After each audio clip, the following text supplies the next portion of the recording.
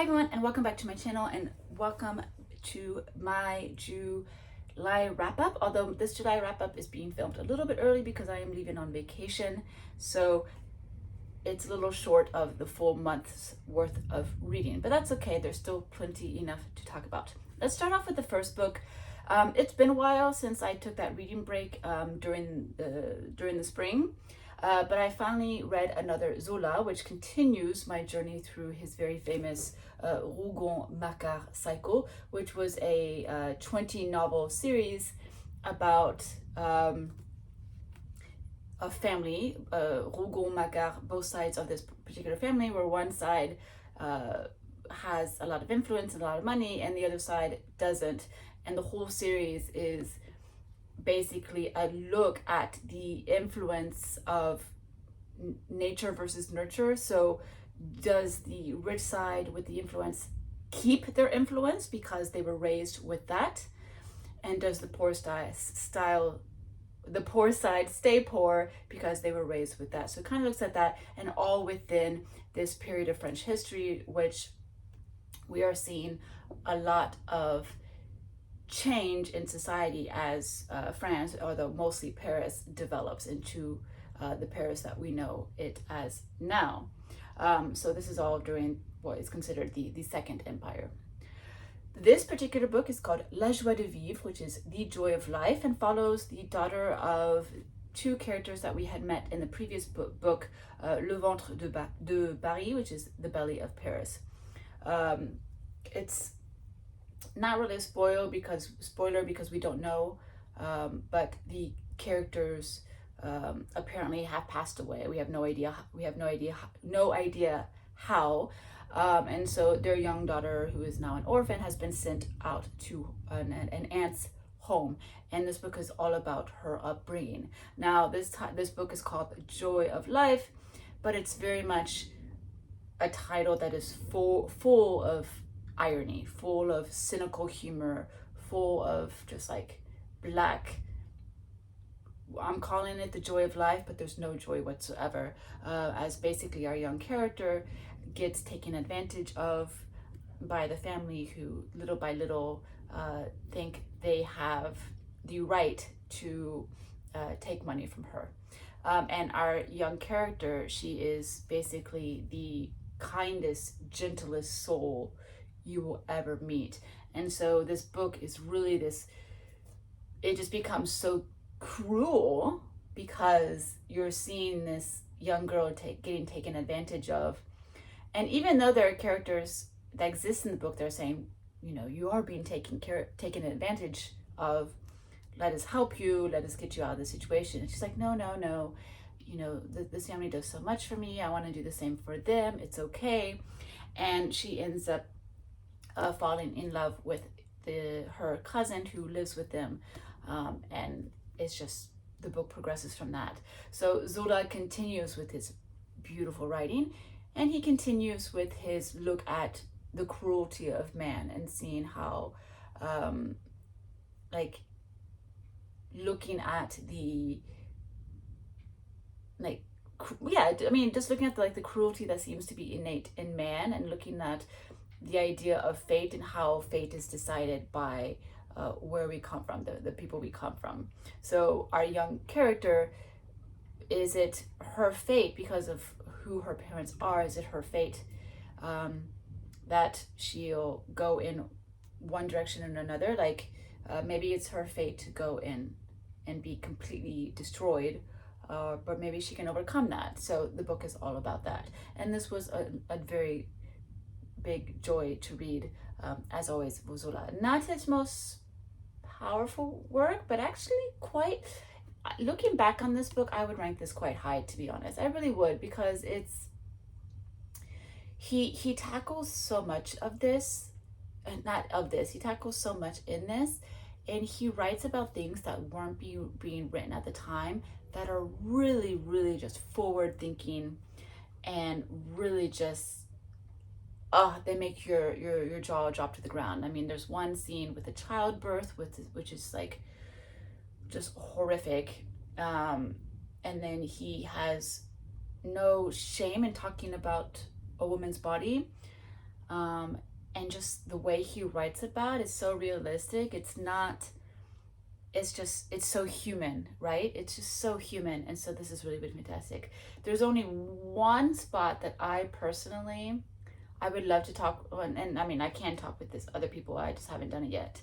But other people, there's just one scene at the very end where I'm unsure if it matches the character, but other than that, no complaints. This book was a phenomenal, once again, just a phenomenal Zola read. So glad to have come back to Zola, and so I'll be back in 2 months with the next book in the series.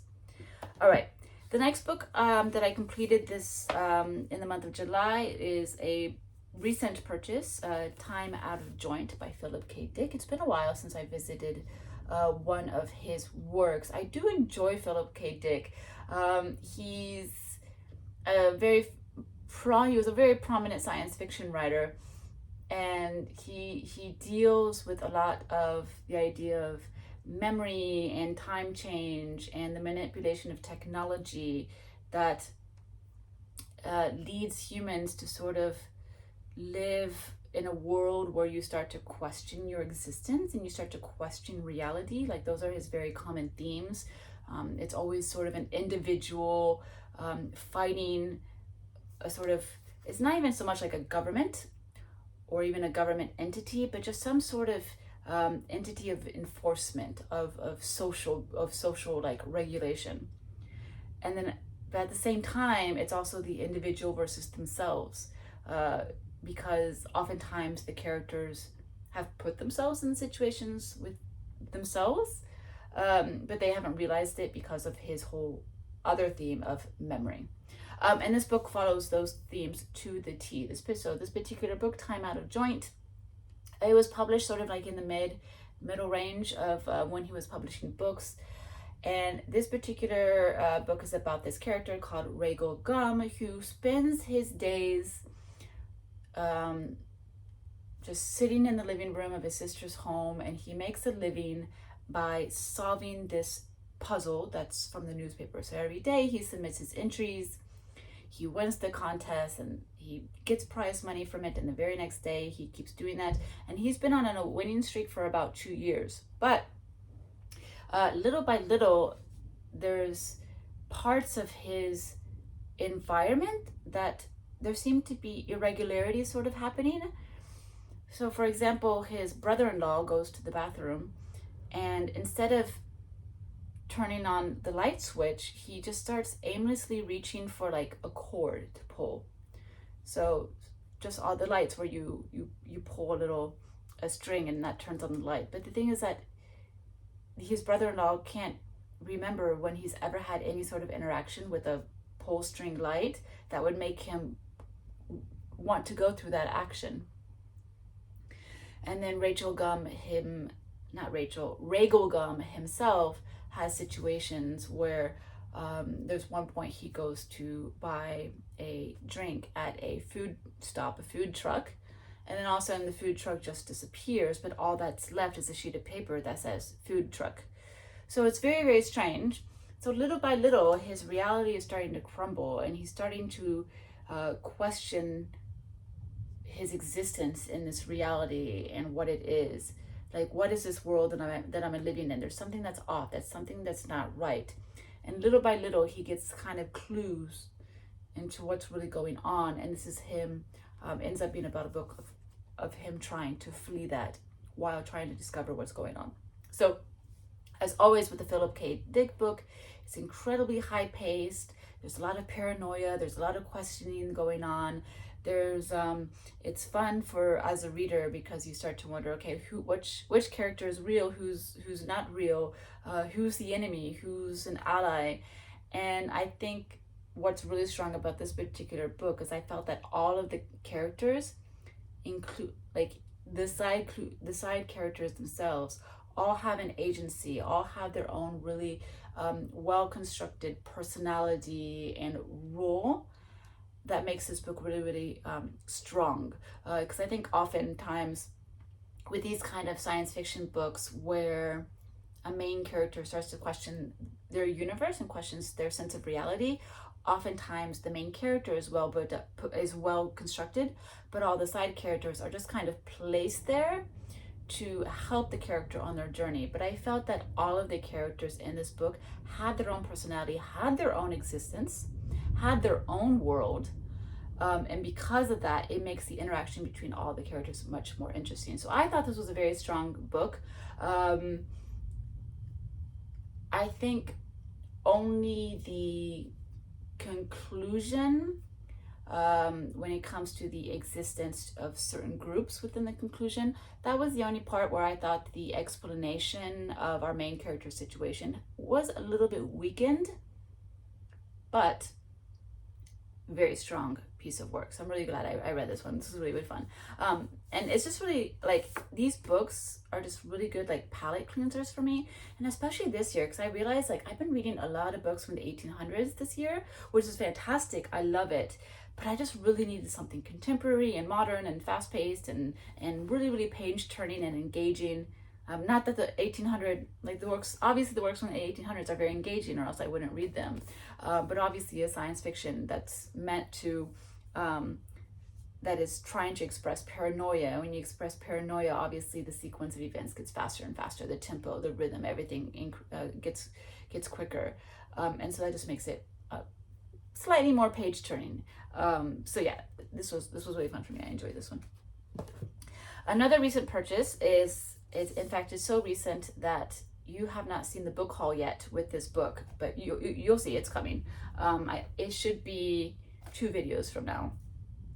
But I purchased this book from the annual English book sale here in Tokyo. This book is called Someone to Watch Over You by Kumi Kimura. It's been a while since I've read a Japanese book in English translation. And with this sale, because the books are so inexpensive, they're always 60% off.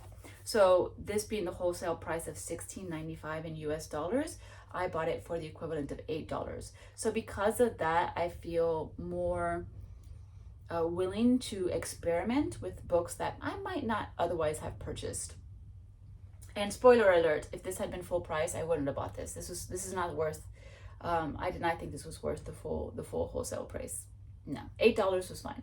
That was enough. But what is this book about? This book is about these 2 characters, Tae, who's a woman, and Shinobu, who is a man.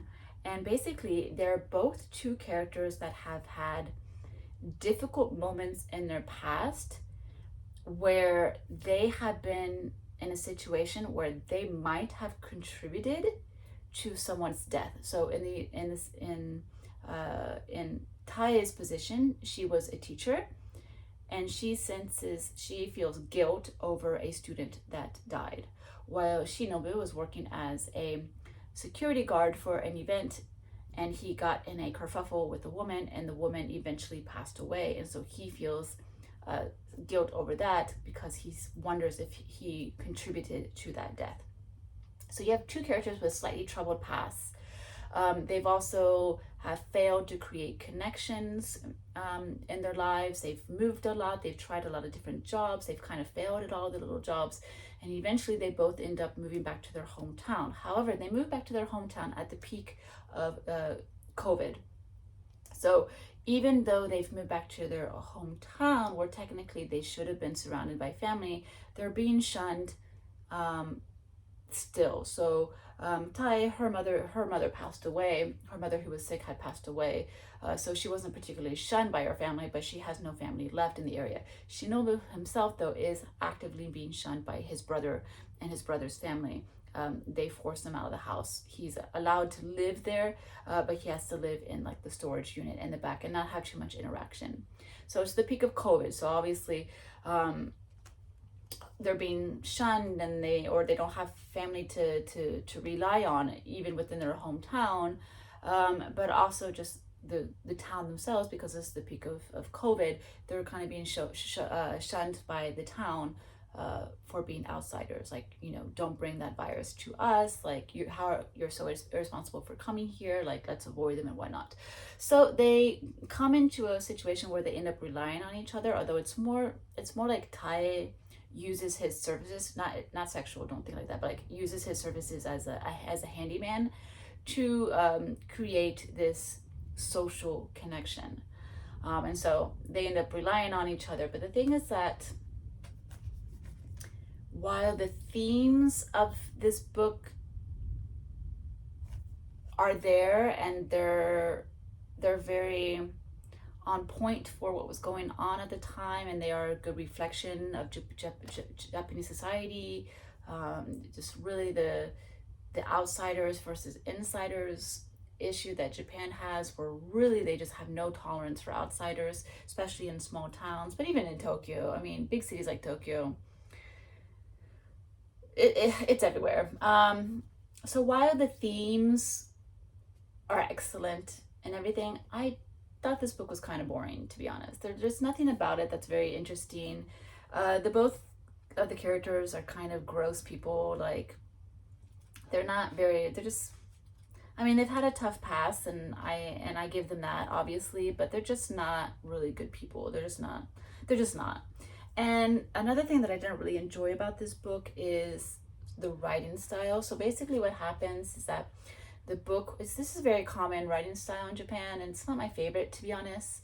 But it switches between the two point of views, but it's switching the two point of views within the same situation. So Tae will, there will be a scene, and Tae goes through the scene, and then and she thinks something, and then it jumps to Shinobu's point of view, and he kind of gives the answer to whatever question she had. And I think that weakens the book, because I think it gets rid of any sort of, it doesn't allow the reader to think for themselves, because the answer is already given. So an example for this is Shinobu comes to live in Tae's home, and she has a moment, and everything's going well, but obviously he's a man, and obviously he's a stranger. So there is a time where she's like, well, actually, he could really rob me of everything I have. And so if this was told from like a third person point of view, or if it was only told from Tae's point of view, us as a reader would have to be like, okay, what has Shinobu like given us any indication that he could rob her? Does he have the personality to rob her? Could it actually happen? Maybe by the end of the book, maybe he will rob her and like take her for everything. And so that would leave us some intrigue and some interest, and it would allow us to take the time to really think about the book and question the characters and the characters' motives.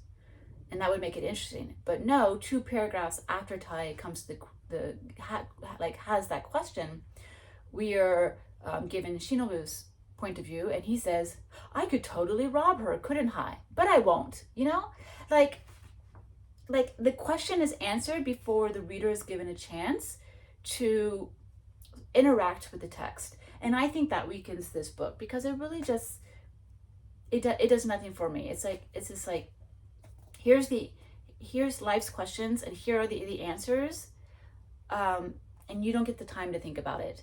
And so for me, that makes this book not very well done, and not very interesting, and a little bit boring. It's a quick read though. It's a quick read though. So if you are just obsessed with Japanese literature and you still want to like read everything that ever exists, like it's a short, very quick reading book. It's 143 pages. You can read this in 1 or 2 sittings. I read this in a day at the beach, so it's an easy read. And this is my first Kimura read. It's the first time that I interact with this author, and apparently she had been, I don't remember her, to be honest, but she had been nominated for the Akutagawa Prize at a certain point, and I can see why, because of all of like this, like the questions that are being asked in this book in a sort of social kind of way about really like Japan during current times and like Japan's actual problems. But based on the strength of this book, and obviously, authors are always improving on their works. That's why you read a debut work, and that's why you read a book later on. but based off of just this book, I can understand why she wouldn't have won the Akutagawa Prize for a different one. But that's just my opinion. So I'm not in any hurry to read another one of her books. Maybe if, again, I can get one for $8 perhaps. All right. The next book that I read downloaded from Project Gutenberg for free. And that is E.M. Forster's Room with a View. This is another author that I'm reading for the very first time, E.M. Forster being an author from England. Room with a View basically is about, I'm not going to remember the characters' names, I apologize. It's been a while since I've read the book already, but basically it opens up on two women, a woman and her cousin, are on vacation in Italy, and they were hoping to have a room with a view. However, they are giving a room on the inner court that looks away from the ocean. And this man and his son, two gentlemen, offer their rooms with the view to these two women, and they end up accepting it. And that leads to a connection with these two gentlemen that leads to the rest of the plot as they interact with each other continuously over the length of the book. And our young protagonist, I'm going to call her Caroline just so I don't have to call her protagonist. I think that might be her name, but I don't remember. I'm just going to call her Caroline.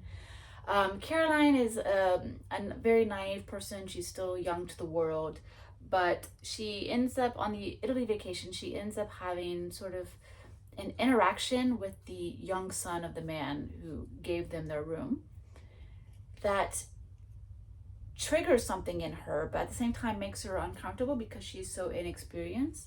But it just creates this connection with this young man that will lead to trouble, or not lead, well, it doesn't lead to trouble, but it leads to the progression of the plot is kind of what I mean.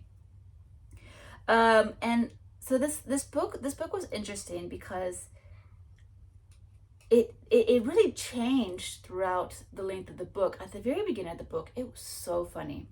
It was hilarious because it was the perfect satire of English society, and particularly of English society on vacation, in like countries where they're trying to like upkeep their English culture and their English way of doing things in a culture that's very different from theirs, and like they're critiquing the other culture, which is silly because the other culture in their own language is critiquing English society and making fun of them. But they think their culture is so superior.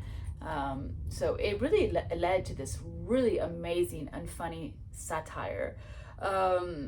Like just reading the first page when it talks about the interaction, like the conversation between the two women, and it was absolutely fantastic. Like, just for that writing style, I would highly recommend this book. However, it lost a little bit of that satire as it went and as it progressed. And for me, it made me lose a little bit of interest, to be honest. I still think it was a strong book. I still really enjoyed the book, especially as later on our little Caroline becomes engaged to a man who's absolutely dreadful, absolutely just horrible. Basically, it's the whole conversation we're having in current society where women are saying, men are actually really, really just useless, basically. The whole male loneliness epidemic where men think they have so much to give to women, and women are like, no, really, you really don't. And so Caroline was engaged to this man who is just absolutely, like, they are not a good couple. And he's just pretty much just a nasty kind of person. He thinks he's incredibly superior because he reads books and he's so intelligent. He's a real snob, and he's like, I don't play tennis. I don't do all of these things, right? And it's just a horrible match. And just seeing that interaction was really, really good. So it's kind of a mixed bag. It's weird because as I was reading it, there were very strong beginning for me and what I was looking for. Like, I was not expecting to find the book so humorous. But as the book, so I lost interest as the book lost its humor. but it ended up picking up in other areas that are so still applicable to our time period now that it was really, really fascinating. So it's kind of hard. Like, it sounds like I didn't like the book, which I kind of didn't at times, but then I actually really do like the book because it was really, really good. So it's weird. I don't know how to explain it. It's a weird situation, but that's just how I feel. So I do recommend the book, and it's just very different, I guess, from what I was expecting. It is on the book of 1001 Books to Read Before You Die. It is considered a major classic. Forster is considered a major author. So yeah, I don't know, like, have fun with it, and tell me if you thought it was as funny as I thought it was, because I thought it was pretty funny. Seriously, like, the satire, I thought was really great. All right, so those are all the books that I finished in the month of July. Let me tell you what I am currently reading and what I wasn't able to finish by the time of this video. I mean, I don't know if I'll be able to finish it by the end of July either. I mean, at least one book, definitely not, because I just started it. But let me tell you. So after I finished reading the sci-fi and the Japanese book in translation, which was a break from all of the reading break I needed from all of the books I've been reading from the 1800s, I figured that I wanted to go back to history, because the two books that I just bought recently in my trip back to the States have just been staring at me from my bookshelf, and I just really, really want to read them. So I decided to pick up The Blood of Heroes, The 13-Day Struggle for the Alamo, and The Sacrifice That Forced a Nation by James Donovan. I started this just recently, so I'm only on page 40. The writing so far for me is not really hitting, but let me get into it. Let me pick up the pace, and let me really get into the crux of the situation, and I think that'll be that might make it flow a little bit better. But yeah, still, this is gonna be, I still think the topic itself is gonna be really good, and it's gonna be a good refresher for the Alamo, which, to be honest, I have kind of forgotten what happened, even though I'm from Texas. So, oh, by the way, this is how bad it is. So I am from Texas, born and raised, and this one page says Texas, or Tejas, is an Indian word meaning friend. I did not know that. I did not know that my state means friend. I had no idea. I have asked myself the question of, like, wait, where did the word Texas come from? But as all things in the US, everything comes from a Native American language. So that was obvious.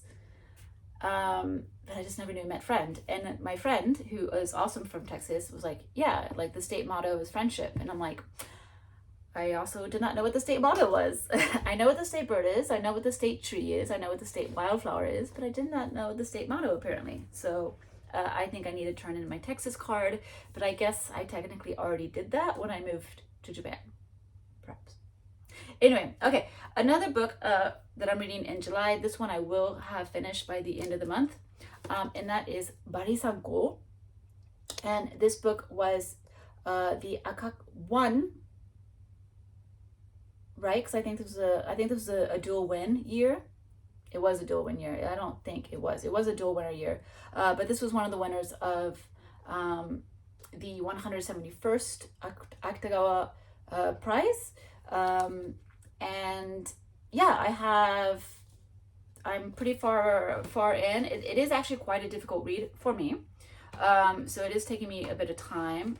So I have 40 pages left, but I've been making really good progress with these past few days. So I fully expect to have this one done. But this one is kind of hard to explain, actually, to be honest. So I'm going to wait until I finish reading it to be able to explain it to you guys. But yeah, I'm almost done with that one. So you can see this, you'll see this in my August wrap up.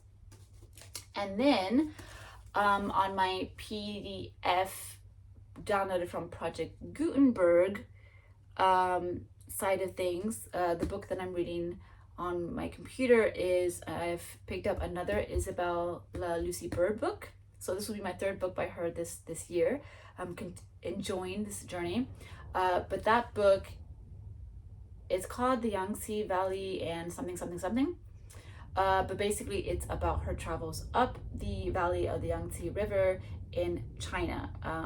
And that one is, I'm enjoying myself as well. It's been very, very interesting. It's allowing me to see a side of China that like you don't get to see that much, in at least in the literature that I've been reading. So it's been really, really interesting. So that's what I'm reading on that one. That one also I won't have done before the end of July. So that would have been an August. That'll be an August wrap up book in any case. So, all right. Anyway, that's all for today. Thank you so much for watching, and I will see you in my next video, which by the way is about the Akutagawa Prize. So come back for that one. Bye.